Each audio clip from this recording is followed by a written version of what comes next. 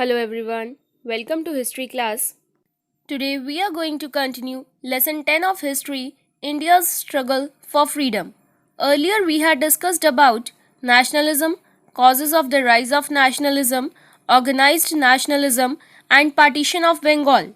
And today the topic of the day is Muslim League and the Revolutionaries. The main objectives of today's topic are you will come to know about the Muslim League, Indian Council Act of 1909, that is Morley Minto reforms, the First World War, Home Rule movement, Lucknow session of the Congress, and the Revolutionaries' first phase.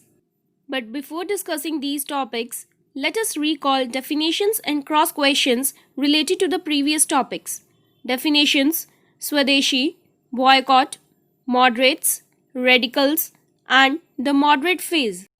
Now answer these cross questions. Who partitioned Bengal and when? By which name is Swadeshi movement known in Andhra? Which movement was launched against the partition of Bengal? Which ideas were encouraged by the Swadeshi movement? And what was the Surat Split Act? Now let us discuss new words related to today's topic. League, a group of people, countries, etc. that join for a particular purpose. Reforms, the changes brought for the betterment of someone or something. Viceroy, a person sent by king or queen to govern a colony. Swaraj means complete independence. Council, a group of people who are elected to govern an area such as a town or country. Pact, formal agreement between two or more people, groups, or countries. Revolutionary, person who starts or supports a revolution. Electorate, the people who are eligible to vote in a region, country, etc. Now the topic is the Muslim League. But before reading it from the book, we must know that how the Muslim League was established in India. The Hindus and Muslims had lived together in India for centuries. They had developed some common ways of life. Since both the communities were exploited by the British, they fought together during the First War of Independence in 1857. Such a unity between the two communities posed a danger to the British imperialism. The uprising of 1857 made the British realize that they had to divide the Hindus and Muslims in India in order to prolong their rule in India. They therefore tried to sow the seeds of discord between them to check the rising tide of nationalism. They encouraged the Muslim community to wreck the national movement from within. They branded the national movement as a movement for establishing the Hindu kingdom in India. For this purpose, they encouraged the Muslims to set up their own separate organization, the Muslim League, with the hope that it would keep the Muslims away from the Congress. It was the British policy of divide and rule that led to the establishment of the Muslim League in India in 1906. Now let us read from the book. All India Muslim League was founded in 1906 in Dhaka.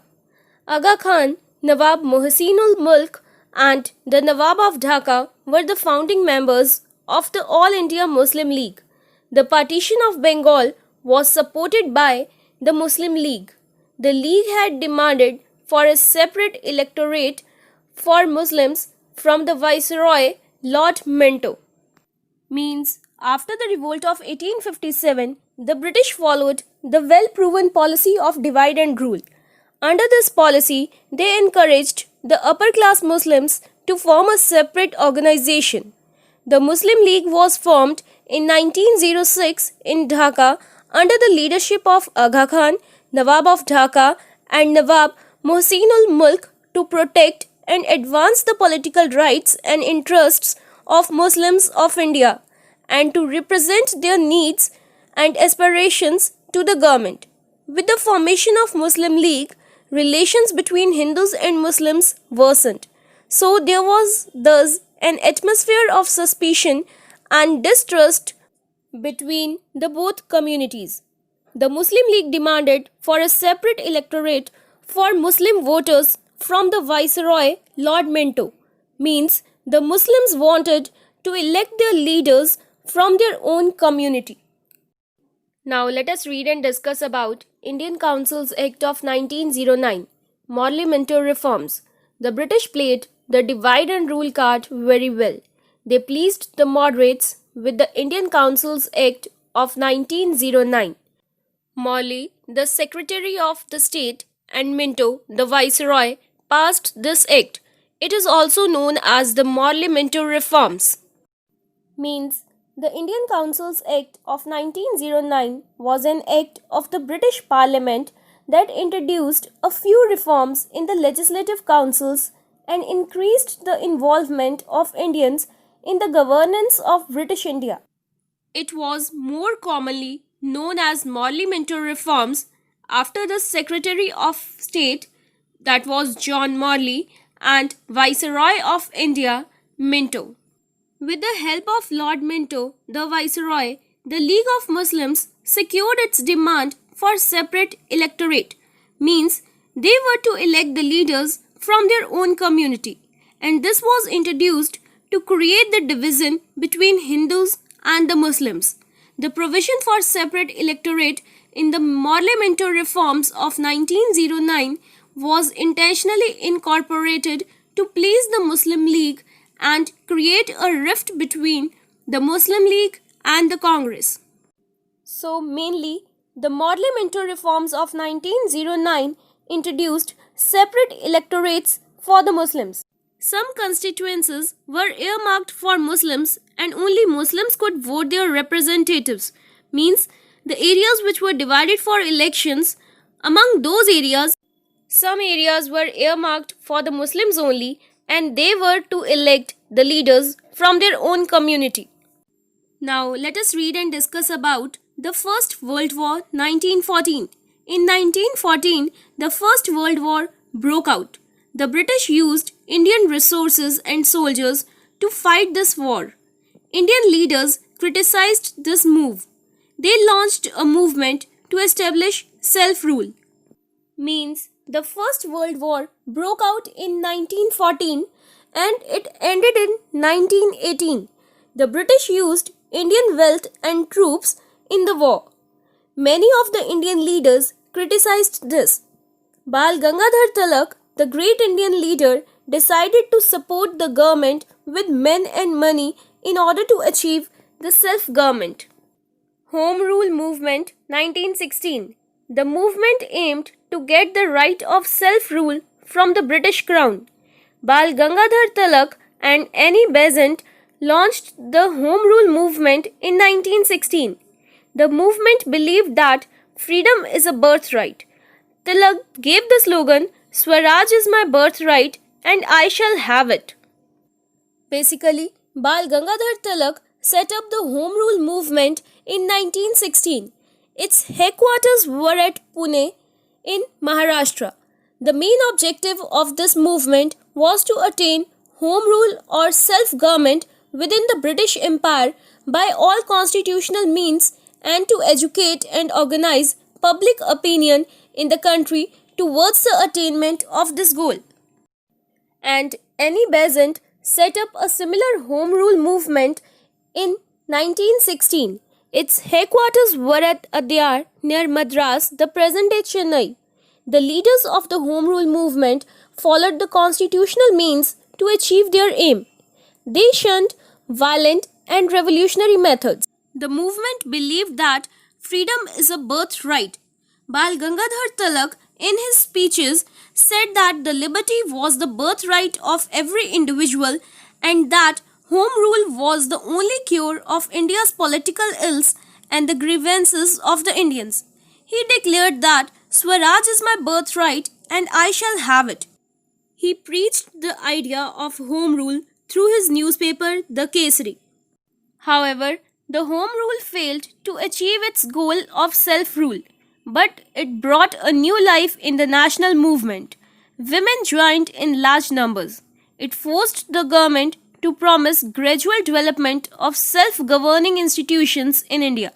This promise led to the end of the Home Rule movement. Now let us read and discuss about Lucknow session 1916 of the Congress. In 1916, the annual session of the Congress was held at Lucknow. The radicals were invited to join the Congress again. Thus, the divided Congress became united once again. In this session, the Muslim League and the Congress joined hands to fight for self-rule. This is called the Lucknow Pact. This marked an important step towards Hindu-Muslim unity. As we had earlier discussed that the First World War broke out in 1914, Bal Gangadhar Tilak, the great Indian leader, decided to support the government with men and money in order to achieve self-government. Mrs. Annie Besant introduced a new spirit and took upon herself the task of reuniting the moderates and the radicals. She succeeded in her efforts. The radicals rejoined the Congress. The British attitude towards Turkey during the First World War displeased the Indian Muslims. So, they turned to the Congress, and the general session of both the Congress and the Muslim League was held simultaneously at Lucknow in 1916. As a result, the Lucknow Pact was signed between the Congress and the Muslim League. Both parties decided to work jointly for the freedom of the country. Thus, the Hindu-Muslim unity was established again. So we can say that Lucknow session of the Congress was the most important step towards the Hindu-Muslim unity. Now let us read and discuss about the revolutionaries' first phase. Revolutionaries were the persons who start or support a revolution. The moderates and the radicals both failed to achieve their political goals. The partition of Bengal was not annulled. People were disappointed, especially with the present political scenario. A search began for a new method. This gave rise to revolutionary methods. They believed in the use of violence. They aimed at physically expelling the British from India. Expelling means turning out. They were called revolutionaries.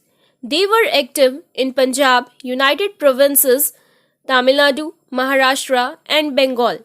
They copied the Russian and French revolutionaries. They killed unpopular British officials and magistrates. Magistrates means judges or administrators. They looted arms and committed dacoities to collect money. Basically, the revolutionaries were the nationalists who believed in revolutionary methods. Earlier, both the radicals and the moderates tried a lot to stop the partition of Bengal, but they both failed to achieve their political goals. So, the Indians were disappointed, especially with the present political structure of India. So, they started searching for the new methods. This gave rise to the revolutionary methods. So, by using the revolutionary methods, the revolutionaries started expelling the British from India. The Indian revolutionaries started copying the Russian and the French revolutionaries. They were mainly active in the states of Punjab, United Provinces, Tamil Nadu, Maharashtra and Bengal.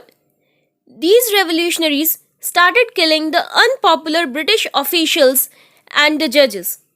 They started plundering the weapons and started collecting the money from the British officials and judges by adopting the violence. They also organized secret societies. Anushilan Samiti in Bengal and Abhinav Bharat Society in Maharashtra were two prominent societies of that time. Anushilan Samiti was an Indian organization in the first quarter of 20th century that supported revolutionary violence as the means for ending British rule in India. It was founded in 1902 by Satish Chandra Basu.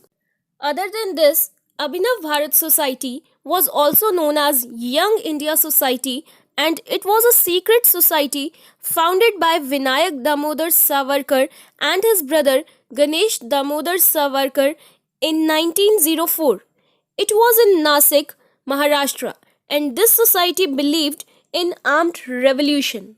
Moreover, some other prominent revolutionaries of that time were Khudiram Bose, Ajit Singh, Madam Bhikaiji Kama, and Shyamji Krishna Verma, who started organizations outside India. In 1913, Gadar Rebellion Party was formed in America and Canada. Their activities were centered around the newspaper Gadar. Lala Hardyal and Sohan Singh Bhakhna were prominent figures of the Gadar party. In 1913, Lala Hardyal and Sohan Singh Bhakhna formed the Gadar party in Canada and America to organize a rebellion against the British government in India. And on November 1st, the party announced its emergence to the world by launching its first newspaper Gadar. Gadar is basically an Urdu word which means revolt or rebellion. So, we can conclude that the failure of moderates and radicals gave rise to the revolutionaries. They believed in violent methods to fight against the British, and they operated through several secret societies like Anushilan Samiti, Abhinav Bharat Society, etc. Now, I hope the lesson is clear to you. Your today's homework is to solve the back exercises and learn the lesson.